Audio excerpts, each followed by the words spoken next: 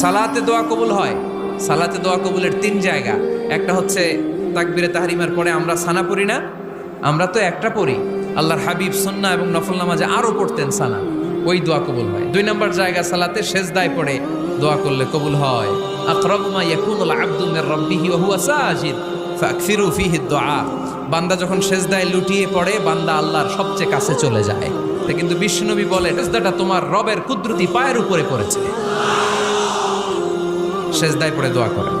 সালাম ফিরানোর আগে বিশ্বনবী দোয়া করতেন, লা ইউসাল্লিমান্না আহাদুকুম হাত্তা ইয়াতাআওয়াযা মিন আরবা'a।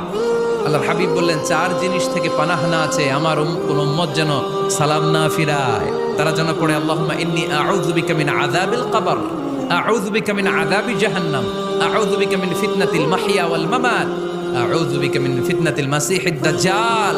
আল্লাহ কবরের আযাব থেকে বাঁচাও, আল্লাহ জাহান্নামের আগুন থেকে বাঁচাও, আল্লাহ জীবন